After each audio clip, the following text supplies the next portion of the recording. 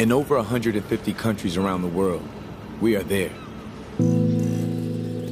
Sometimes publicly, in churches, large and small, gathering in houses of worship, schools, flats, and parks.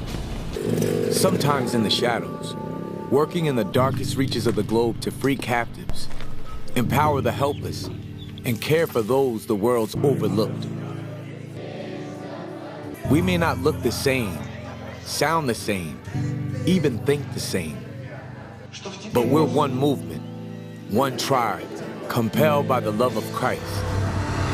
We're instigators. Valdir Falcone, standing in the streets of his majority immigrant town with a simple sign, letting passersby know they are loved and welcome in Greater Boston. Beth Ivester, engaging in the unique culture of her Portland neighborhood by creating Swap and Play, a place for families to bring their children and find support in community, beginning spiritual conversations through her local business. We're activists. Brenda Keene, spending her days in the dusty slums of Nairobi, Kenya, pulling women out of unthinkable situations, giving them jobs, dignity, and a new identity in Christ. Juan Musquiz, overseeing a training center in Tijuana, Mexico, where former addicts, cartel members, and drug traffickers are trained as pastors before being sent home to their own communities, changing and saving lives in one of the most violent cities of his country. We're evangelists.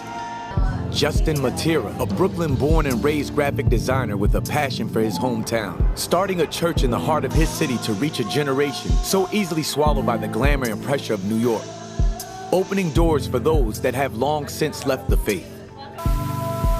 Ihsan Özbek, leading the largest evangelical organization in Turkey, putting his life on the line daily to ensure his fellow Turks hear the good news of Jesus, ministering to the growing number of refugees in his country, and encouraging believers in closed countries throughout the Islamic world.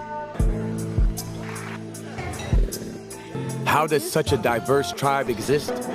It started with our founder, Amy Simple McPherson, who took a very different approach from the evangelists of her time.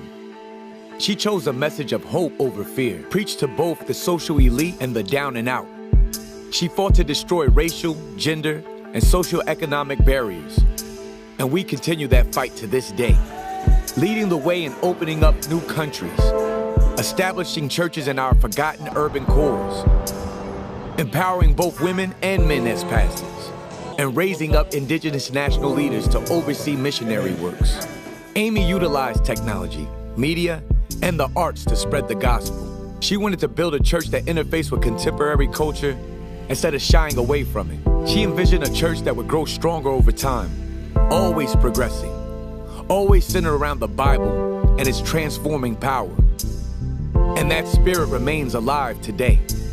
We're a church for today's world, a church willing to take risks, to go places others won't, to embrace people others fear, to try things others haven't. This isn't just pastors and missionaries. This is the whole church taking the whole gospel to the whole world. And that means each of us, regardless of profession, talent, income, age, or gender, each of us plays a role in spreading the message of Christ to our world.